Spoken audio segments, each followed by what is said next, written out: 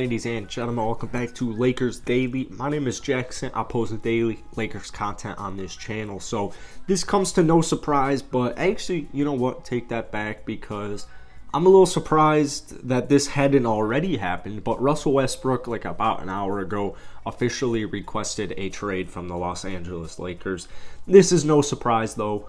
I've always thought it was super interesting how, like, Darvin Ham and Russell Westbrook, like, Ham would go about his business like he intends on having Russ on the roster next year, while the front office is, like, very, very, very clearly trying and in the process of trying to figure out some type of trade for Russ. So it puts, honestly, both of them in a difficult position. Brand new first-year head coach Ham, but I think it puts most of the uncomfortableness on Russell Westbrook. And, you know, at the end of the day, here's this.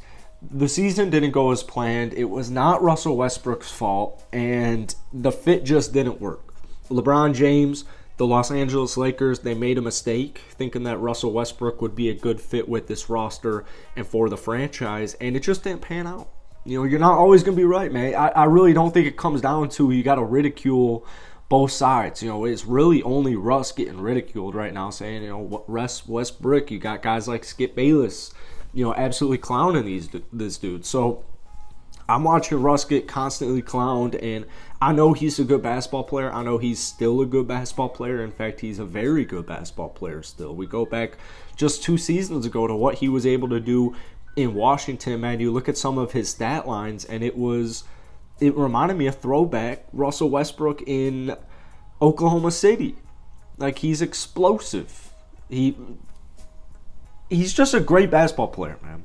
You know, whether it was Houston, whether it was Oklahoma, LA, wherever the case may be, he had a very exciting career so far. And I always will wish that one day he'll get a ring, but it's not going to be on the Lakers. So where do we go from here? All right. The Lakers show are going to have a couple of options. I think my 2 most likely scenarios are, apparently a Kyrie trade is still possible. It's still in the works. I'll probably make a video on that later today. I think Kyrie Irving is a pretty good option. You know, I've made plenty of videos on Kyrie coming to the Lakers. I think that they would be immediate championship contenders. However, I do still have issues with the Lakers' depth, and it doesn't seem like they're going to be making. I know they came out and said they're not done making moves, but I don't know what moves they can make right now that can really move the needle as far as free agency goes. They don't have that many tradable assets. We got guys like THT, Kendrick Nunn, that I would be looking to trade away.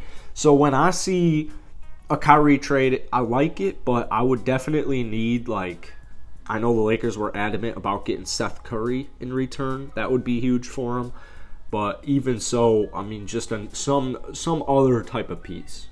You definitely need some other piece, not just Kyrie. That's why the Pacers trade is pretty enticing to me, because it's around Russ. I forget what it is, but it's like Russ and 2 firsts, and maybe Taylor's in it, something of sorts. But you're getting TJ McConnell, Buddy Hield, and Miles Turner. So I look at a trade like that, and I think it's a lot more. I think it just makes more sense, man. I know you're not getting that 3rd superstar, but you're getting Miles Turner, who's an all-star-esque player. He's a great rim-protecting big, and he can stretch the floor. So you're getting a gem in Miles Turner, and he's young. Buddy Hield, you're getting a very good rapid scorer. He's like a better, no disrespect to Malik Monk, but he's just a more polished Malik Monk.